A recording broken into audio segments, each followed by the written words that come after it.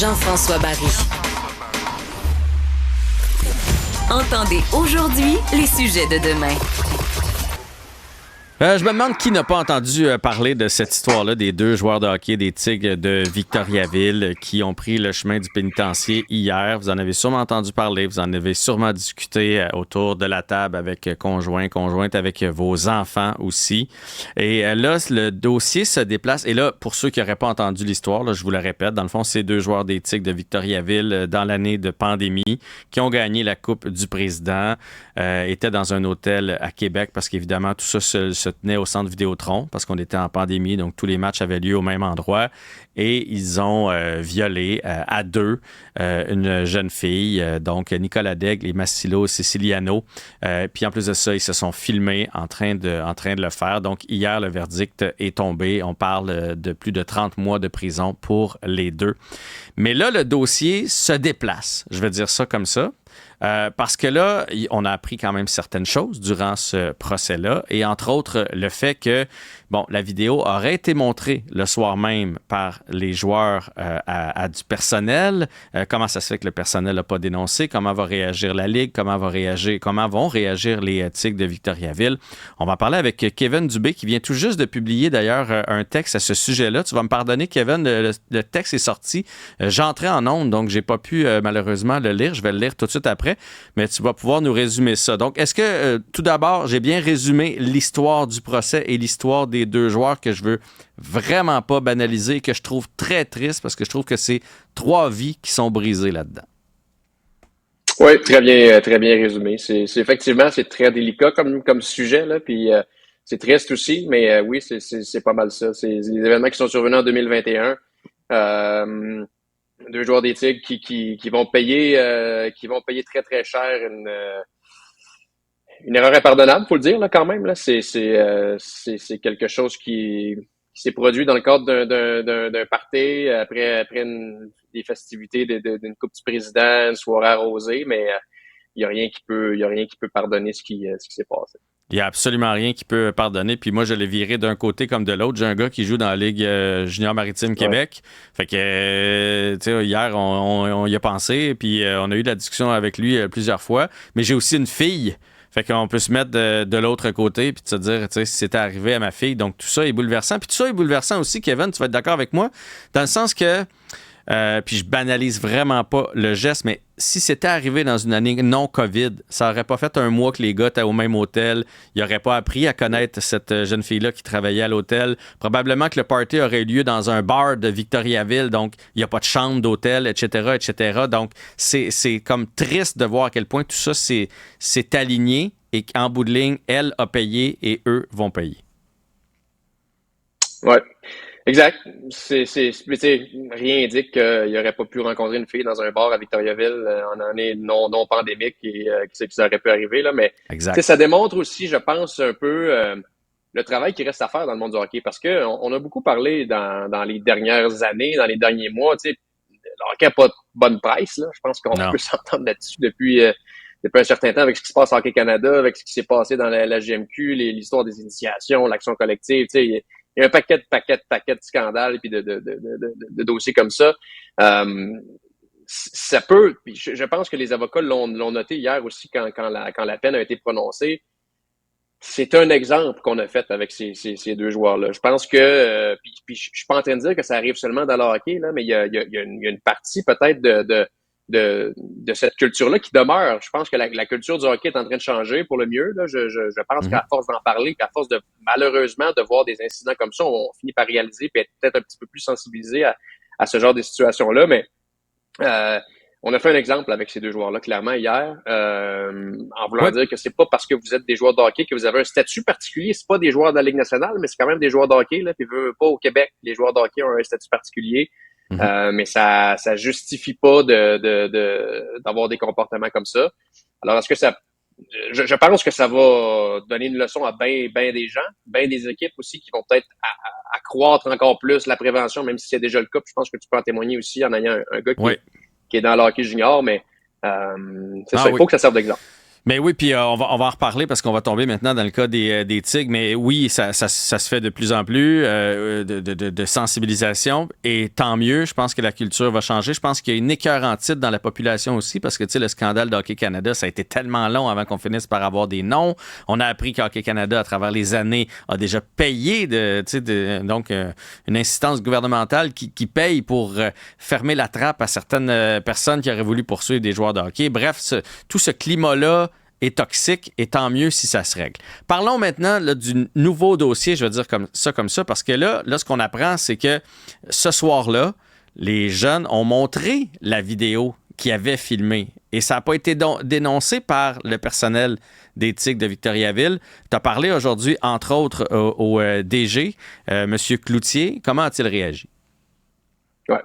Ouais, Kevin Cloutier. Écoute, c'est sûr que Kevin Cloutier a été éclaboussé un peu dans les derniers jours, dans les dernières semaines, parce que ce qu'on a appris à travers les procédures judiciaires, c'est qu'effectivement, bon, pour remettre en perspective, là, il y a eu une relation non consentante avec une jeune la jeune victime. Les deux joueurs étaient dans la chambre d'hôtel.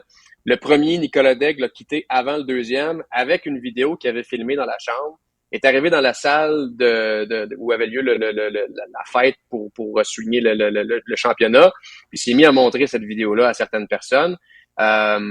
Donc, Kevin Cloutier, qui est le directeur général de l'équipe. Puis c'est sûr que là, quand on apprend ça soulève des questions, parce que pourquoi s'il avait vu l'image, pourquoi s'il avait vu les vidéos, il n'a pas tout de suite réagi, puis là, ça s'est mis à spinner beaucoup.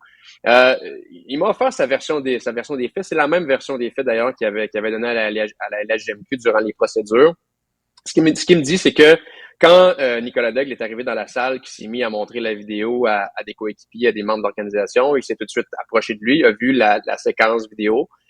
Puis cette vidéo-là, d'ailleurs, n'a jamais été vue par personne d'autre parce qu'elle a été supprimée rapidement. Kevin Cloutier m'a dit que c'est lui qui a demandé à Nicolas Daigle de supprimer cette vidéo-là tout de suite. Semble que c'était une séquence vidéo, de ce qu'il me décrit, une séquence vidéo de 4 ou 5 secondes où on pouvait pas vraiment voir ce qui se passait. Il me l'a décrit comme une scène de sexe, sans parler nécessairement de viol. C'était difficile de voir s'il y avait un viol sur la séquence. Ou ceux qui l'ont vu a demandé à Nicolas Daigle de supprimer la vidéo. Et c'est seulement le lendemain que la jeune fille a porté plainte et qu'il y a eu des accusations. À ce moment-là, on pensait pas qu'il y avait eu un crime qui avait été commis. Ce que Kevin Cloutier me dit par la suite, c'est qu'il a collaboré avec les policiers tout au long de l'enquête. Et même, il était un témoin pour la couronne. Donc, il était prêt à témoigner contre les deux joueurs des Tigres de Victoriaville durant le procès. Finalement, on n'a pas eu besoin de son témoignage. Donc, clairement, pour lui, il n'a jamais tenté de banaliser ou de dédramatiser les événements. Jusqu'à ce qu'il y ait des accusations. Là, les joueurs des Tigres n'avaient pas été suspendus par l'organisation ni par la LHJMQ. Dès qu'il y a eu des accusations, ils ont été suspendus, n'ont pas pu jouer le reste de la saison. La LHJMQ les a suspendus aussi, n'ont pas pu aller jouer universitaire ni en Europe comme Nicolas Daigle aurait voulu le faire. Voilà, Kevin Cloutier se défend parce que puis il y a aussi une lettre là, qui a fait. Ouais, c'est ça. Je m'en allais là, la fameuse lettre qui aurait écrit en faveur de ces joueurs, donc pour dire que c'est des bons garçons, puis que il est un peu surpris, etc., etc.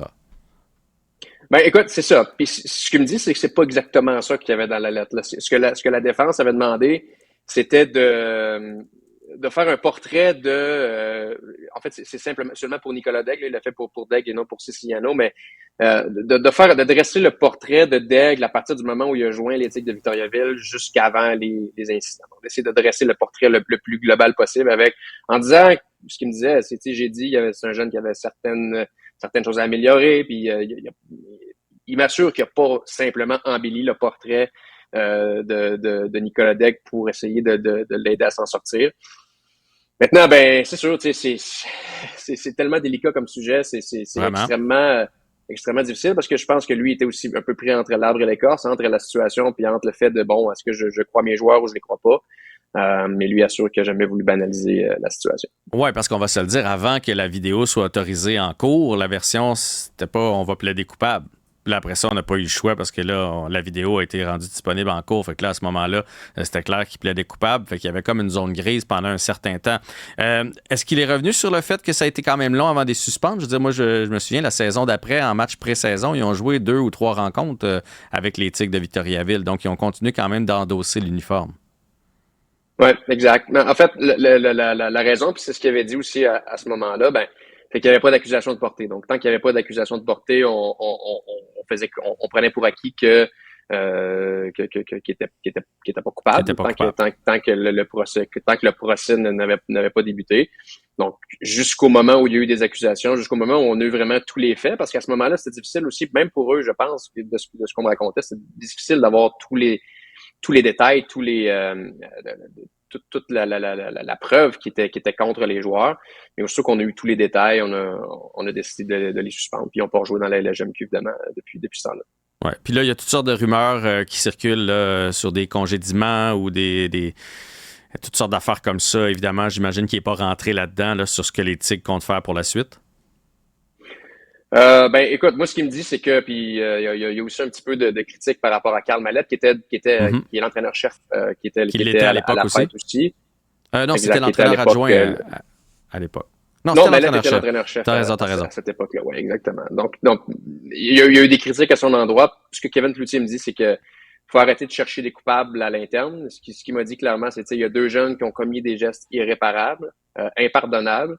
Ils vont payer pour ça. Mais lui espère qu'on va arrêter de chercher des coupables à l'interne. Maintenant, tu sais, la période dans laquelle on vit étant ce qu'elle est qu'il y aura de la pression populaire? Est-ce que les gens vont croire la version de Kevin Cloutier? Ça m'appartient pas, ça appartient seulement au public. Mais je pense que pour l'instant, la LGMQ n'a pas l'intention de réclamer de démission ou de congédiement. Mais c'est une situation qui peut bouger assez rapidement.